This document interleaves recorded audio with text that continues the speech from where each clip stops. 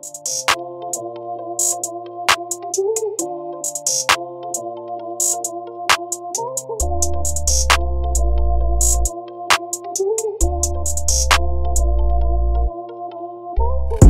but de Guillaume François qui est là au deuxième poteau et qui marque.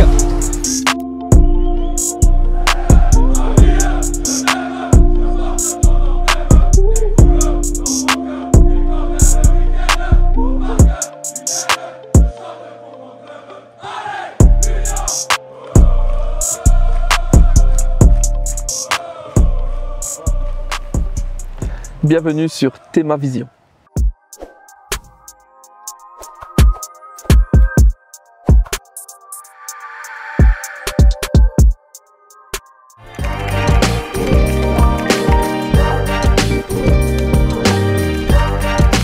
Alors comme tu le dis, je viens de la province de Luxembourg, un petit village qui s'appelle Champlon, tout petit village de la commune de Tenneville. Pour situer un peu, c'est entre Bastogne et Marchand-Famenne, en Ardennes, belge. Et donc j'ai commencé comme tout bon Ardennais dans son club de village et je suis resté là à Champlon jusqu'à mes 14-15 ans.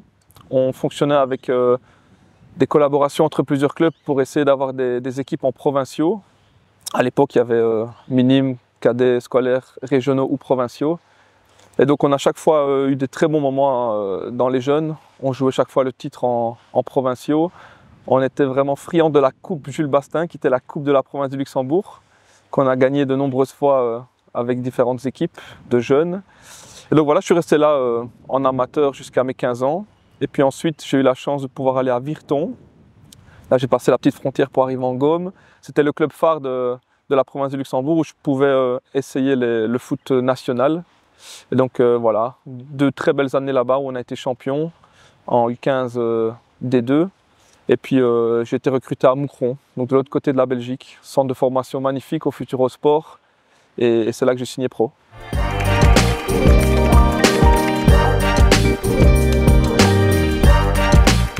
Alors, dans une carrière de foot, on parle souvent de sacrifice. De l'extérieur, on a vu ça comme un sacrifice, mais moi, je l'ai vécu vraiment comme un gamin qui peut vivre de sa passion. Quand j'étais plus jeune, j'allais chaque année faire les entraînements du CPR, c'est-à-dire quelque chose qui collaborait avec le Standard de Liège. Mes parents me disaient à chaque fois que je devais attendre 16 ans avant de pouvoir faire le saut et qu'ils voulaient une bonne base scolaire d'abord. Et l'année où j'ai été en test au Standard pour vraiment signer, ben, je n'ai pas été repris. Donc c'est à ce moment-là que Moucron est arrivé et m'a offert cette possibilité-là. Donc au niveau pratique, c'était très dur parce que je rentrais que même pas 24 heures le week-end. Je revenais souvent en train et c'était 3h30 de train. Mais en vrai, moi, c'est peut-être les plus belles années de ma vie au niveau footballistique parce que je vivais de ma passion. Aller dans un internat de footeux, c'était vraiment une ambiance incroyable. Et donc j'ai vécu ça comme de très beaux moments. La famille, surtout ma maman, je pense qu'elle a assez fort stressé au début, mais ils ont très vite vu que j'étais très heureux dans cette situation-là. Et c'est ce qui m'a permis d'émerger. Je pense que le Futurosport était beaucoup plus familial et beaucoup plus adapté à ce que j'avais besoin pour arriver à sortir professionnel.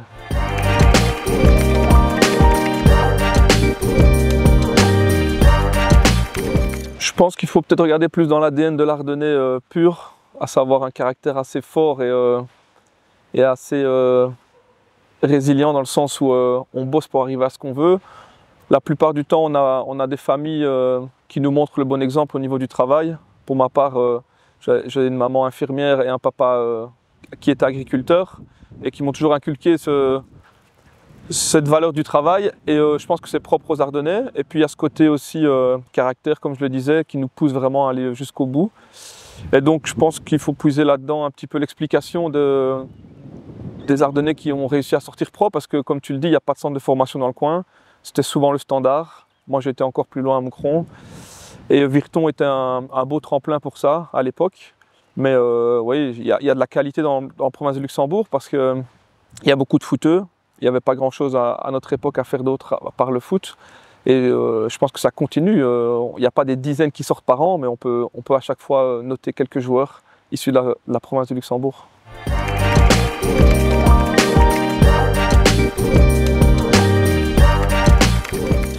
Alors si je regarde derrière et que je fais un petit bilan, on va prendre le groupe des 18 qui étaient à l'Euro.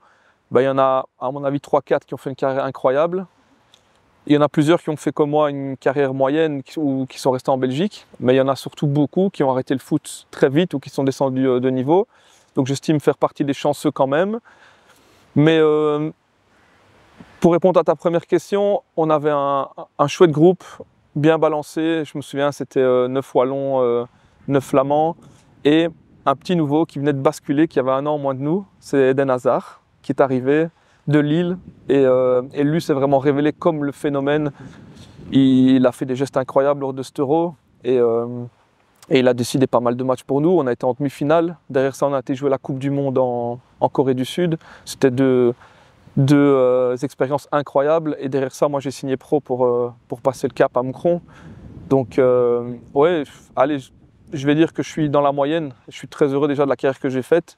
Est-ce qu'il y a des petits moments qui auraient pu faire basculer? Je pense que chaque match que tu joues en jeune ou en pro, il y a des recruteurs. Et donc, parfois, il faut faire le bon match au bon moment. Mais j'ai eu la possibilité à ce moment-là d'aller notamment en Ligue 2 à Tours. Alors que je devais abandonner les études que j'avais commencées à Moucron en cours du soir.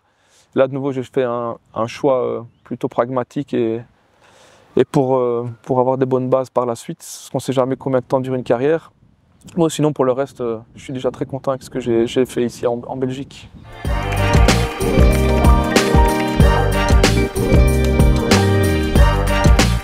Je m'en souviendrai toute ma vie parce que mon premier entraînement officiel en tant que pro, il coïncide avec mon dernier examen en réto. Je me souviens, c'était un 18 juin. C'était la date de reprise de l'équipe première et j'avais mon dernier examen le matin, je crois, et directement j'ai basculé pour prendre la reprise avec les pros. Donc c'est quelque chose qui marque. Et à ce moment-là, quand tu arrives dans le vestiaire, je suis quand même assez timide de base et tu arrives. C'était vraiment encore les vestiaires à l'ancienne où tu avais plusieurs trentenaires, tu avais les jeunes d'un côté. Et là, tu savais que tu n'avais pas grand-chose à dire, qu'il y avait encore vraiment ce... Même si je suis tombé dans un vestiaire qui était magnifique, hein, je me souviens très bien des plus âgés, comme Alex Teklak, Gonzague Van Doren, plein d'autres. Et au final, ils nous ont aidés à évoluer. Il y avait aussi Anand Kustovic qui m'a vraiment pris sous son aile. Mais il y avait quand même ce respect et cet écart dans le vestiaire qu'on ne retrouve plus à l'heure actuelle, étant donné que les vestiaires ont rajeuni énormément. Mais ouais, ce jour-là, ça a vraiment marqué le déclic en disant « je suis vraiment devenu un joueur professionnel ».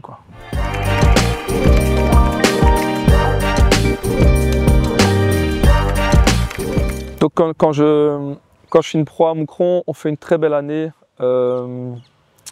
avec notamment Enzo Schifo. C'est lui le coach qui m'a lancé officiellement en D1. Il m'a donné mes premières minutes au Standard que je supportais étant plus jeune à l'époque. Et donc ça, c'est aussi des choses qu'on retient toute une vie. Mais malheureusement, la deuxième année, problème financier, le club fait faillite et donc on est en janvier. C'était vraiment un club parfait pour moi pour faire mes premières années, un club familial sans pression qui encadrait très bien les jeunes. Et donc j'étais vraiment déçu, mon envie n'était pas du tout de partir, j'avais envie de faire beaucoup d'années là justement pour progresser à mon rythme. Mais malheureusement, les problèmes financiers sont arrivés et j'étais un jeune joueur encore en équipe nationale et qui avait un peu de temps de jeu en D1, donc j'ai eu pas mal de clubs intéressés. Et finalement, j'ai choisi le Berscott parce que le projet était vraiment intéressant et à ce moment-là, le Berscott jouait là-haut de tableau. C'était une des premières années de play-off. Et voilà, c'est là que j'ai été. Anvers, c'était une ville très agréable à vivre. Et voilà, mais j'insiste sur le fait que moi, je voulais rester à Moucron. C'est vraiment le problème financier qui a fait que je n'ai pas eu le choix. Et j'ai quand même choisi pour la D1. C'est aussi à ce moment-là que je pouvais aller à Tours en Ligue 2, mais comme j'avais commencé des études en cours du soir, j'ai préféré rester en Belgique.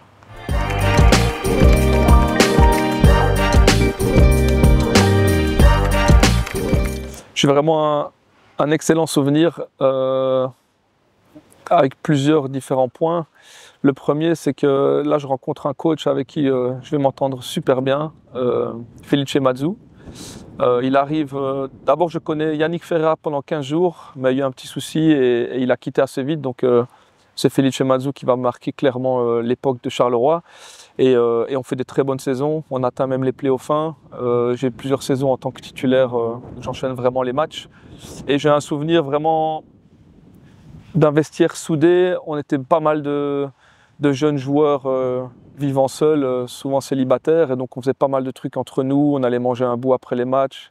boire un verre, sortir. Je me souviens d'une série de 10 matchs sans défaite avec 7 ou 8 victoires, où là, on avait vraiment soudé un groupe incroyable, on fêtait chaque victoire comme on ne fait plus à l'heure actuelle. Donc j'ai vraiment un très bon souvenir, une période, une de mes plus belles périodes de ma carrière, ça c'est clair.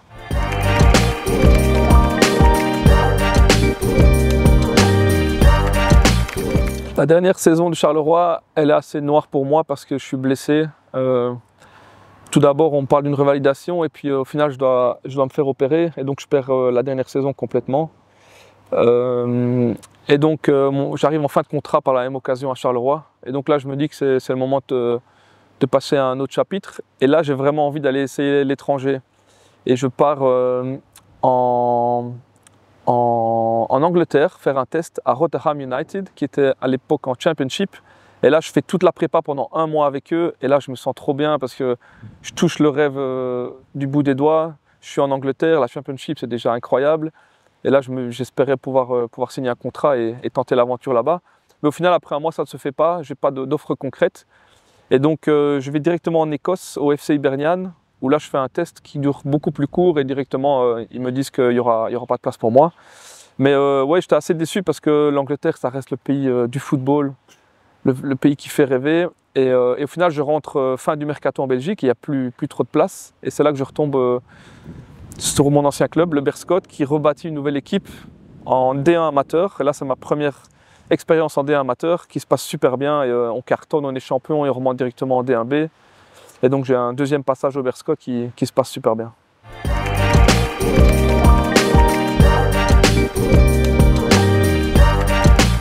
Alors à ce moment-là, à la fin du Berscott, donc on est dans la deuxième année en D1B. On vient d'être champion en D1 amateur et on rejoue le titre directement en D1B. Mais on perd cette fameuse finale à l'époque des D1B où on faisait 2 championnats et les gagnants se rencontraient en finale. On perd au cercle. Et là, je me dis, il y a Virton qui appelle avec un nouveau projet, avec des têtes connues du football, notamment avec Marc Grosjean comme entraîneur.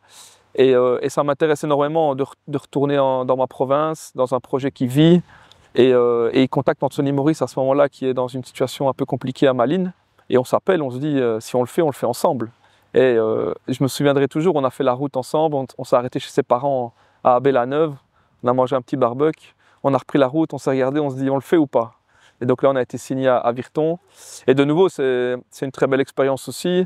On est champion directement en D1 amateur, parce que ça, pour moi, c'était assez clair. Le fait de redescendre en D1 amateur, c'est un risque à prendre. En tant que professionnel, pour ressortir de la D1 amateur, il faut remonter avec le club dans lequel tu es. Et heureusement, j'ai réussi avec le Berscott et avec Virton également. Et de nouveau avec Virton, un peu la même histoire que le Berscott. On rejoue le titre directement en D1B, mais on passe juste à côté aussi. Et puis il y a le Covid qui arrive et qui met un terme à cette expérience virtonaise.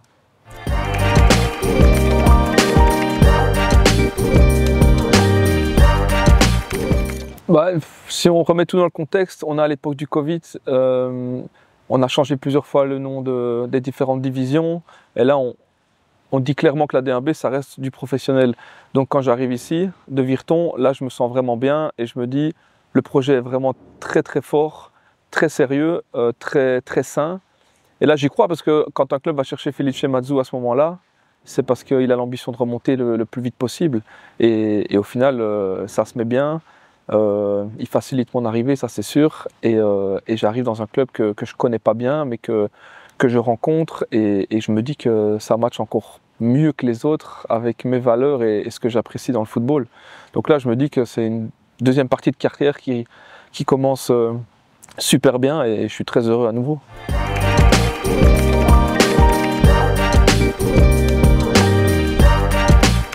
Ouais, énorme. C'était de nouveau une très belle année pour moi. J'ai 2 enfants et les 2 coïncident avec chaque fois un titre avec l'Union. À ce moment-là, je suis papa depuis 6 semaines et j'attends avec impatience ce but parce que j'avais la célébration qui était prête. Je voulais faire le Simba avec le ballon qui monte. Bon, le stade était vide, hein, c'est le Covid, mais ça arrive le plus beau moment possible, à savoir le but du titre contre le RWDM. Le centre de Jordanov, deuxième poteau, et le but! Et voilà. Le but de Guillaume François qui est là au deuxième poteau et qui marque! Dans le derby, donc ouais, ce jour-là c'est magnifique. On fait de ça entre nous vu que le Covid est là, et ça donne aussi Bon, forcément, il n'y a pas eu la liesse qu'on a connue cette année-ci sur la place devant la commune, etc. Mais là, ça donne quelque chose d'encore un peu plus fort parce qu'on le fait vraiment entre nous, ici au stade, et on garde la plupart en tout cas la grosse base de l'équipe, on la garde pour monter en D1A l'année suivante.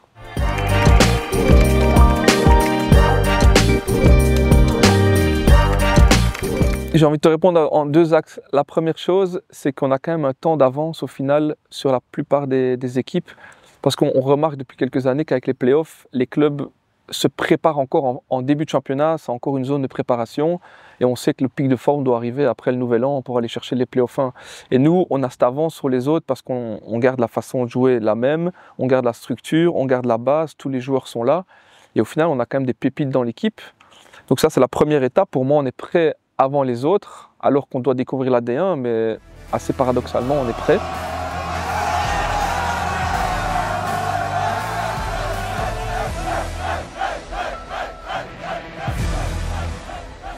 Et on dit souvent que les détails font la différence, c'est très bateau, mais je me souviens très bien du premier quart d'heure en D1A. On est à Anderlecht et on souffre pendant 15 minutes, et puis après 15 minutes, on marque le but. À ce moment-là, si on est mené, ça peut être un championnat très compliqué pour nous. À la place de ça, on arrive à faire le gros dos pendant un quart d'heure et on marque un super but avec Undav. Et là, au final, on va gagner pour commencer le championnat en D1A. On va gagner un autre derby, cette fois-ci contre Anderlecht. Et là, la saison est lancée parce qu'on sait qu'on a pris la confiance directement et on fait les belles saisons qu'on connaît par la suite.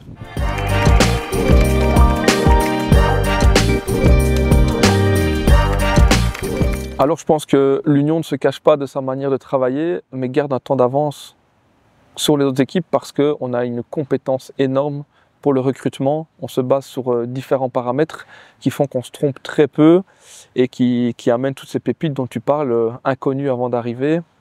Chaque année, on passe une petite étape, parce qu'on voit quand même que les prix des joueurs qui arrivent sont de plus en plus hauts. C'est logique vu qu'on joue l'Europe, cette année-ci la Ligue des Champions. Mais l'avantage aussi, c'est que l'Union essaie de travailler avec un staff qui ne bouge pas. Peu importe le T1 qui arrive, le staff est en place, la manière et la méthode de travail restent la même. Et on a un directeur sportif qui est magnifique, qui a tout compris et qui bosse de manière acharnée pour à chaque fois reformer un groupe. Et on ne va pas se le cacher, la première année où on se fait dépouiller entre guillemets, on a la reprise, on se regarde. Pour les mecs qui sont restés, on se dit mais comment ça va aller cette année? Il y a des nouveaux joueurs, on ne les connaît pas, ils viennent de Détroit allemand, comment ça va se passer? Et donc là forcément ça se passe très bien, et donc on donne un peu plus de crédit. Mais l'année d'après c'est rebelote la même chose, on en perd 5-6, les meilleurs, et on va de nouveau rechercher des inconnus. Et là de nouveau on pourrait dire ça va aller, mais il y a toujours ce petit côté un peu où on se regarde, on dit comment ça va se passer? Et là maintenant, après 5 ans, c'est bon, on leur fait confiance les yeux fermés. Chaque année, ils vont chercher des pépites et ça se passe super bien. Tu as donné une liste d'attaquants qui nous ont quittés pour des grands clubs. Je pense que la liste est longue. Encore cette année, finalement, il y a quasi un mec par ligne qui est parti. Un des mecs les plus importants à chaque fois. Et ceux qui arrivent montrent assez vite qu'ils sont prêts. Et puis, il y a une façon de jouer qui reste intacte. Ici, on a la chance de garder le même coach, Sébastien Pocognoli, une 2e année d'affilée, parce que ça n'est pas arrivé très souvent à l'Union. Et donc, la base est claire, et il a directement été clair sur la façon de jouer. C'est que les bases sont mises. Même si les nouveaux arrivent, ils doivent s'adapter très vite, parce que cette année-ci, on veut aller dans le détail et à chaque fois perfectionner un petit peu plus la façon d'évoluer.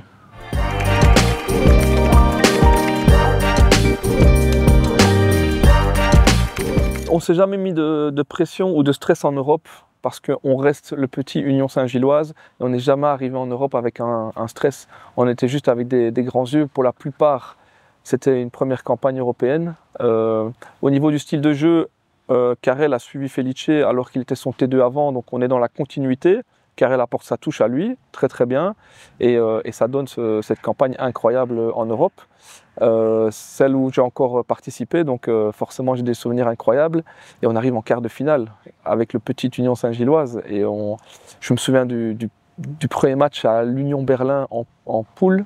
On va là-bas, ils sont premiers au championnat, ils ont tapé le Bayern, tout le monde est impressionné par eux, et Carrel, il nous dit, en analysant l'adversaire, il nous dit, écoutez les gars, ils sont trop forts, c'est la première fois que ça m'arrive, mais vraiment, ils sont incroyables. Mais il y a un truc, ils n'aiment pas avoir le ballon. On va leur laisser le ballon. On a joué là-dessus et franchement ça a fonctionné. On gagne la base, je pense 0-1 avec Sen Lennon qui marque. Et on connaît cette campagne qui suit jusqu'en quart de finale. Donc zéro stress, ça se passait bien au championnat. On avait un groupe compétitif et pour la première fois pour la plupart des joueurs, c'était une expérience folle. Partir à l'étranger tout le temps, découvrir des stades magnifiques. Le seul bémol, c'est qu'on ne pouvait pas jouer à domicile, mais au final, on s'est bien accaparé les différents stades. À cette époque-là, c'était Louvain, qui était très bien également. Et ça se passe super bien. Et en effet, Karel connaît la plus belle campagne européenne du club.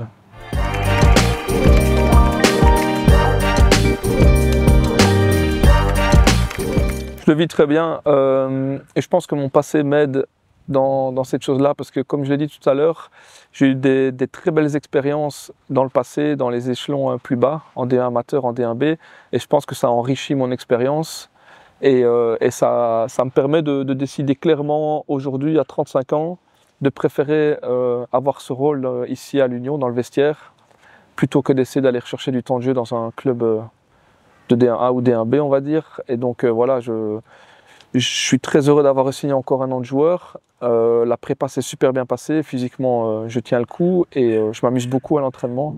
Donc voilà, je prends beaucoup de plaisir et c'est sûr que je suis un compétiteur et donc si l'équipe a besoin de moi et que je dois jouer comme les années passées, quelques matchs sur la saison, je le ferai avec grand plaisir et beaucoup de fierté. Mais voilà, je me tiens prêt, je m'amuse beaucoup à l'entraînement, je bosse bien pour rester fit et en même temps je prends aussi du plaisir dans cette mission d'aide du groupe, d'aider le coach aussi, parler beaucoup avec les jeunes et les collègues. Et je suis heureux que l'Union ait compris que dans un groupe, il ne faut pas 25 titulaires potentiels parce que ça peut vite mettre une atmosphère très compliquée dans le vestiaire. Et voilà, c'est des choses importantes, je pense, qui permettent de traverser une saison dans les moments compliqués comme dans les bons moments.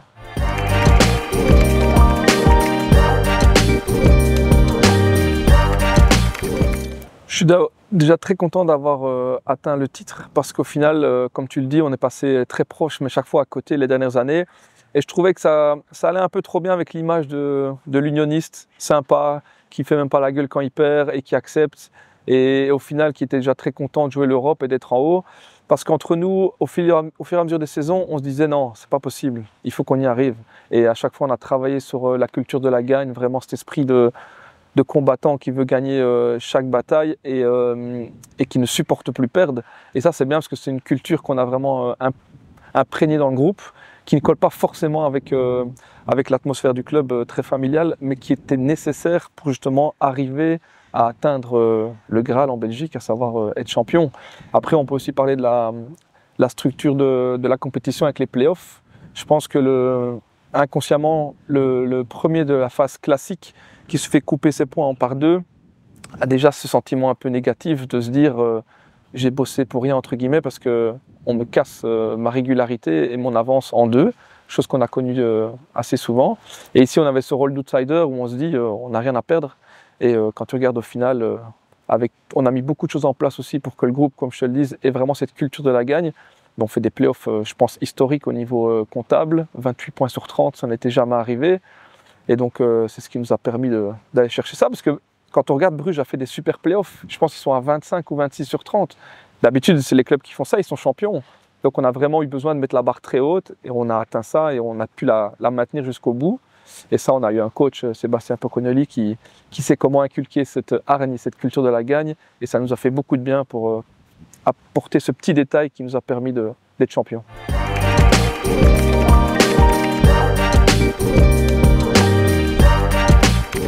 Absolument pas. Absolument pas. D'abord, j'arrive dans un club qui a un projet hyper ambitieux, avec des propriétaires étrangers, qui est très critiqué dans le sens où c'est un peu le début de tous les propriétaires étrangers en Belgique. Mais dès que tu discutes avec eux et tu sens que c'est pas de la com, ils veulent garder l'esprit. Ils ont compris que c'est un club historique, ils ont compris ce qui se passe ici quand il y a un match. Et ça, ils veulent surtout pas lâcher. Et donc là, tu te dis, waouh, c'est intéressant, c'est un truc qui va me plaire.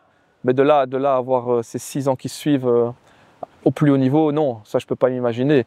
Donc je trouve ça incroyable, mais après quand tu décortiques le travail en amont qui est fait pour préparer les saisons, pour mettre ce staff qui change très peu chaque année en place, les transferts entrants, la manière dont on coopère avec les joueurs qui veulent partir, tout ça fait qu'on comprend après 5 ans qu'il n'y a pas de secret et que quand tout le monde travaille dans la même direction, on arrive à des objectifs. On est passé à côté de certains, mais c'est vrai qu'au final, en 6 ans, on a pris tous les trophées possibles et c'est une de nos plus grandes fiertés, c'est sûr.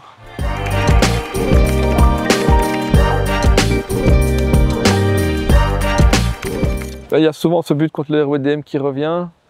J'ai plusieurs choses qui me viennent en tête. Il y a quand même l'Europa League à Braga, quand je rentre en même temps que Gustav Nilsson, où on retourne le match parce qu'on est mené, et là il lui met un doublé et ça nous permet d'être officiellement qualifiés pour la suite.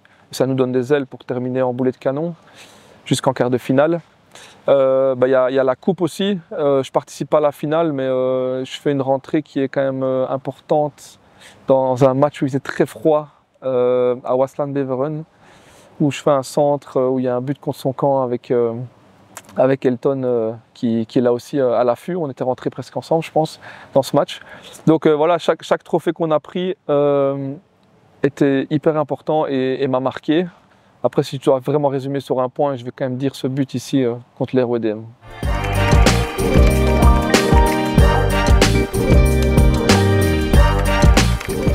Je suis un grand fan de Barcelone. J'étais aussi un bon fan de Manchester United, mais ils ne sont pas en Ligue des Champions cette année. Donc Barcelone en 1. Si on reste en Espagne, Villarreal, c'est quand même incroyable aussi de pouvoir avoir l'expérience. Et une ambiance très chaude en Italie, comme je vais dire qui en Italie, Naples. Si on peut aller jouer à Naples, je pense que c'est une expérience aussi incroyable.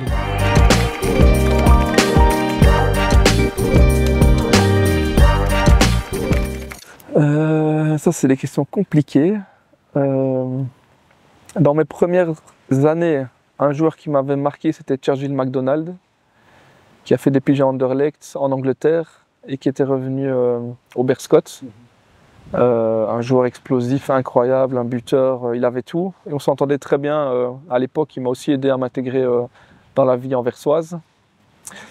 Et puis plus tard, forcément, dans la période Union, on a joué avec des phénomènes. Undav a été vraiment très impressionnant parce qu'il est arrivé le premier jour à l'entraînement, un peu gras, on va dire. Il venait de Détroit allemande et la transformation qu'il a faite, le jeu qu'il a proposé était vraiment incroyable. Un Boniface à son prime avec nous, c'était incroyable. Je pense qu'il a joué son transfert sur les confrontations contre Francfort. C'était incroyable. Ouais, il y en a beaucoup. J'ai envie de citer Adingra et puis le dernier que je vais citer, c'est Puertas. Et il y a la phase que tout le monde a vue, la deuxième saison où il a percé, mais moi j'ai vraiment vu la phase l'année précédente où il était un peu notre super sub, où il rentrait à tous les matchs, mais il n'avait pas de place de titulaire parce qu'on avait un milieu qui tournait notamment avec Teddy Thomas, je pourrais pu citer aussi dans les joueurs incroyables avec qui j'ai joué, parce qu'il avait une patte gauche et un aura sur le terrain que j'ai rarement vu. Mais Cameron, il a été très très fort parce qu'il a compris le projet ici. Souvent, on signe des joueurs et on leur donne un an pour exploser. Et Cameron est un des exemples parfaits là-dedans. Il a fait une année où il s'est adapté, mais il n'a jamais lâché. Et honnêtement, plus on avançait dans la saison, plus c'était le meilleur joueur à chaque séance d'entraînement. Il marquait chaque séance d'entraînement. Et le week-end, il devait se contenter de quelques minutes. Parfois, pas de rentrée et rarement commencer un match. Et il a attendu, il a patienté, il a bossé. Et la deuxième année, il a explosé. Et il a été le métronome qu'on a connu avec nous. Et donc, au-delà de ça, de cette phase sur le terrain, il y a vraiment ce travail et il correspond totalement au projet de l'Union. Un dernier qui me vient en tête, mais là, la liste est longue, c'est Sadiki, qu'on a été chercher sur une demi-voie de garage à Anderlecht, qui s'est révélé chez nous et qui était vraiment devenu le métronome de l'année passée, je trouve. Il avait vraiment pris le jeu à son compte. Il avait grandi sur un an, aussi en tant que leader dans le vestiaire. Et donc il nous a quittés cette année pour aller tenter sa chance en première ligue. Et ouais, je vais le mettre aussi dans la liste des joueurs impressionnants.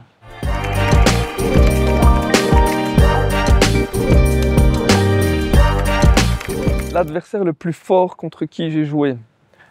Ça peut être équipe et joueur. Hein. Ouais. Je réfléchis. Hein.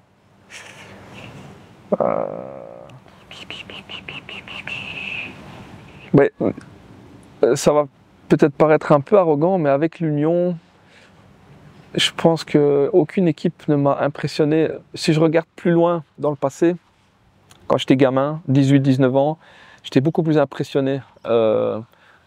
Notamment à la période à Moucron, on allait au Standard, on savait, il y avait un peu, il n'y a plus ça dans le football belge, mais il y a 15 ans d'ici, c'était comme ça. Tu savais que tu allais au Standard, à Bruges, à Anderlecht, tu savais que ça allait être très compliqué. Et c'était quelque chose qu'on nous imprégnait un peu trop, je pense, parce que maintenant, la nouvelle génération, il n'y a plus, on dit beaucoup moins de respect, mais il y a surtout, voilà, exactement, c'est le terme, décomplexé. Il n'y a plus la peur du mec qui a 15 ans en D1 ou du mec qui vient d'un grand club. Les matchs se jouent et les jeunes sont vraiment décomplexés. Et donc, je pense qu'à l'époque, on nous imprégnait un peu trop sous forme de respect, mais c'était un peu trop. Et donc, je me souviens, quand on arrivait au Standard, on savait que l'ambiance allait être chaude. J'ai connu, donc, mon tout premier match, c'était l'époque où il y avait Onyou en face.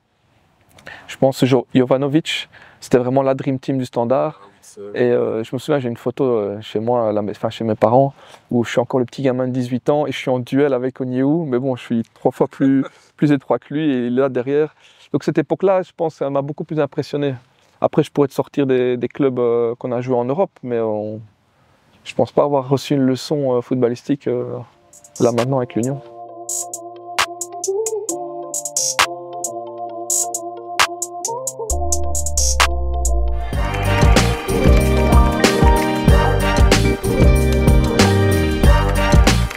Alors au but, mon pote de toujours, Anthony Maurice, hein, avec sa carrière et certainement la dernière saison qu'il a faite, incroyable, sans hésitation. Derrière, à droite, je mets McAllister parce que c'est un mec en or, un bosseur de l'ombre, un mec très simple et très respectueux, que j'adore vraiment, humainement, comme quand il rentre dans ses duels sur le terrain. Au centre de la défense, je vais mettre notre capitaine ici, Burgess, qui a marqué son territoire définitivement, qui va, je pense, battre le record de cap ici à l'Union. C'est devenu un vrai Bruxellois en plus, il s'est marié ici. Il est tombé amoureux de la Belgique, il n'a pas encore avoué, mais il est très amoureux. Et à gauche, je vais faire une petite touche dans le passé avec Gonzague Van Doren, qui m'avait très bien accueilli aussi dans le vestiaire moucronois. Alors dans le milieu, je vais joindre la qualité à l'affectif. Je vais mettre un duo Damien Marc et Monsieur Fixel, qui est un ancien de la maison ici. Je suis très heureux d'avoir battu son record parce qu'il avait fait 5 saisons à l'Union. Et là, j'en suis à la 6e. C'était un petit jeu qu'on avait entre nous. Deux personnes qui sont aussi des amis en dehors du foot. Donc forcément, ça joue. À gauche, je vais aller chercher encore plus loin. Je vais mettre Maxime Lestienne, avec qui j'ai signé pro à Moucron, qui était un vrai phénomène. J'ai connu ses parents, des gens super cool. Ils m'avaient hébergé une fois un soir où l'internat était fermé. C'est des choses qui marquent quand même, je trouve. Et puis, il y a beaucoup trop de choix pour devant. Je vais tourner encore plus loin dans les équipes d'âge en équipe nationale. Je vais mettre un De Bruyne en 10. Il y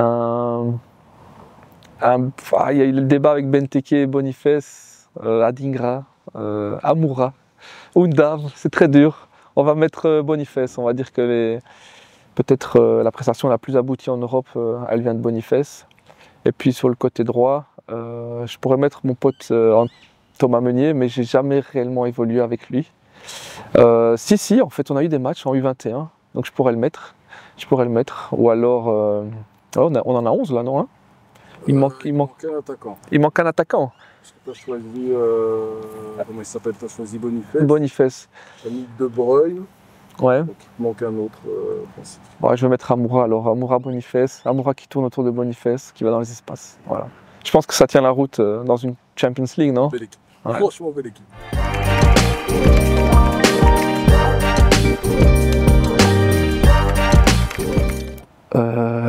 Un livre qui retrace et qui reprend ma carrière. Dans quel sens je pourrais aller? J'ai envie de dire quelque chose qui tourne autour de la force tranquille, un truc... J'ai toujours été heureux dans chaque période de ma carrière. J'ai eu des moments plus compliqués avec des petites blessures, notamment la dernière saison à Charleroi, mais pour le reste, dans chaque club où je suis passé, j'ai chaque fois pu avoir des très bons souvenirs et des très bons moments. Donc entre la force tranquille et l'éternel heureux, je sais pas, on peut mixer les deux.